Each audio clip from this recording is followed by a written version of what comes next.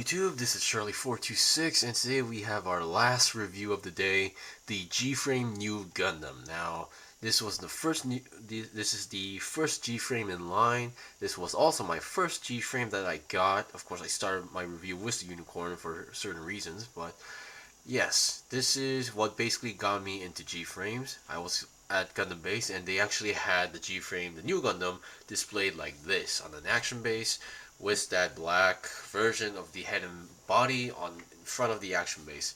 And I forgot to mention in my Unicorn Gundam review, the Unicorn G-Frame, there is an action base connector on the bottom of the crotch area, like an HG kit, so you can use your action base. That's the part I forgot to mention in my last review, but yeah. Alright, once again, I'm going to be reviewing this as my usual way of reviewing kits, but before that, if you still don't know, for some reason, if you still don't know why, but if you still don't know what the G-Frames are, I made a unboxing video of the Unicorn version. Please go check that out instead of like asking some obvious questions, okay? Alright, as usual, the components, of course, I'm using well, first of all, not components, but the frame I'm using is the articulated version that's from the F box. This is the non-articulated frame from the 01A box, just so you guys know. If you want to have a full articulated frame, you need to purchase both boxes. One box only costs about $7 to $8, so buying both will cost about $14 to $15. And I say that's a pretty good deal if you ask me. Alright, let's get on to the review. I'm gonna take this off from the action base and talk about its components. Now, I think I'm gonna take off the stuff first. So, what you should expect from getting both is, as obvious, is the new Gundam itself, the armor frame and the articulated frame from the F box. And also from the F box, you get some other stuff. Let me get on to that. Number one is the beam rifle, black and white. That's pretty much no extra detail, but there are some areas that require some panel lining if you want to do so. So that's good news to some people. You get a shield. That red Amuro symbol or unicorn symbol is not a sticker. It comes in colored. I think something like that. It comes in like that on the shield, so no need to worry about any stickers as well. Same shield connector as you saw from the unicorn and the clipping mechanism. Although it's not the exact same version. The peg is actually on the side right over here instead of on the bottom, so that's another thing. And I don't know why I'm having so much trouble with the lights suddenly. I wish all my videos were this bright, but oh well. Just maybe my camera really hates me for some reason. And finally, we get the funnels, the beam fin funnels. As mentioned, this is the main part that's going to require some coloring, because this thing comes in entirely white and there are no other separate pieces to make the fin funnel effects, just to let you guys know.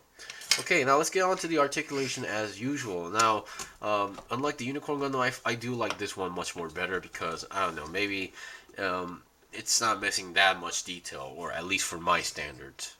Okay, once again, the chin, the eyes, and head, everything comes in like that. I'm not sure if the eyes are still a sticker yet, but this one sort of feels like it's painted. Or that could be just me, but yeah. Once again, if you want a more fully detailed, you're going to need to do some panel lining or a lot of coloring. But I do like the quality, the way how these figures comes out. Okay, for head articulation, it can go... Okay, you know what, let me just get this on a better position. Sorry about that.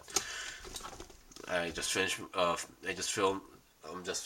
filming other stuff, so yeah, my camera setup is not at its peak. Okay, for the head articulation, it can go down that much, up that much, and then 360 is, I believe it's possible. Yeah, it's possible, but yeah, I don't think why that would be necessary to some kits, or not kits, but figurines.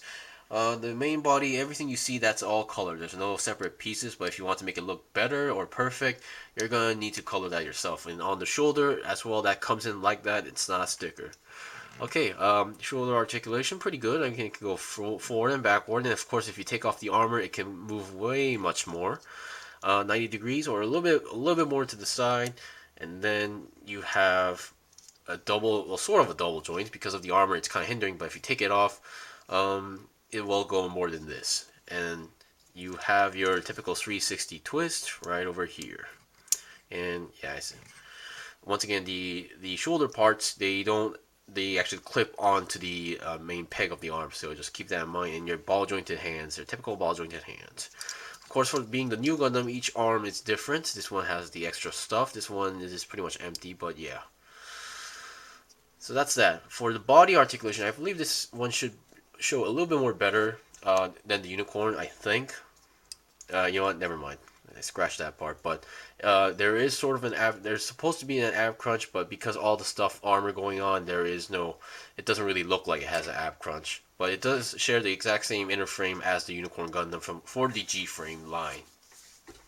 Okay. Once again, another lack of detail would be that V symbol on the crotch. It comes in entirely red, so you're gonna need to color that really small V in yellow or gold.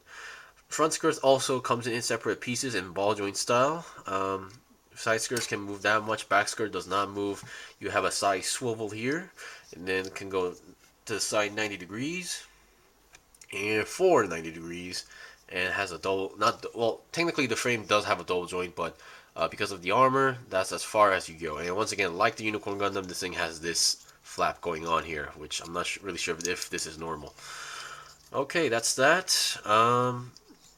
You have the ankle ball joints on the feet. Once again, this is also not a straight ball joint. It's in the L shape where it comes out as an L shape, and the ball joint is on the back of the feet. So that's pretty much it for the articulation. And for the body, those who are wondering, yes, this thing can technically almost go 360. Well, technically yes, but just be careful with the side skirts. Remember to put them down. And for the backpack, not much to go for the backpack. Just a few pure black color. With some white pegs on it. Now there is a beam saber here, but there's no other separate beam saber effects or beam saber separate hilt for the kit. It's not kit figure itself. I keep calling these kits for some reason. Once again, this is also about 12 centimeters in height. So do the math for those who want to know the scale. I'm not gonna even calculate that because I'm lazy.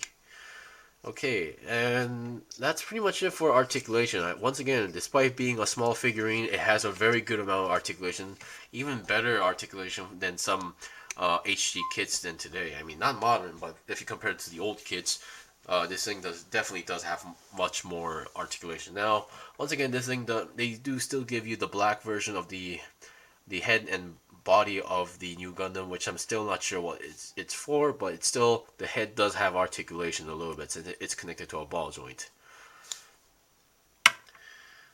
So yeah, I'm gonna, once again, the way how you attach the shield, for example, I'm not, let me see. Yeah, for this one, actually, the shield can be only clipped onto this arm because there's only one clipping point right over here, while on the other arm, there's no actual clipping point for that, so there you go, we have the shield. And if you look at the inside of shield, they did put a little bit detail, which I believe those are supposed to be grenade launchers or missile launchers from the shield. That's one good, that's an interesting part. And then the beam rifle, once again, you don't need a separate hand, you can just slide that in, and there you go, you have the beam rifle connected.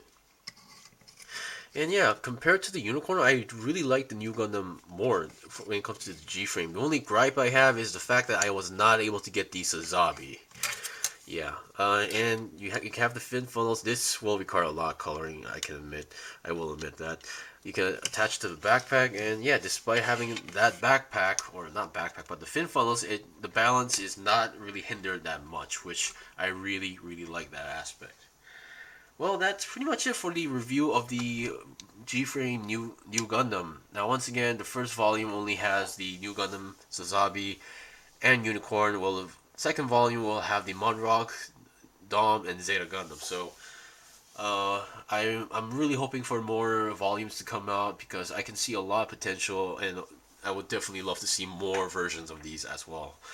Anyways, thank you for watching the review. This was the review of the G-Frame. Those who still don't know what the G-Frame are, please watch my unboxing video regarding the G-Frame products. It will definitely answer your questions a lot.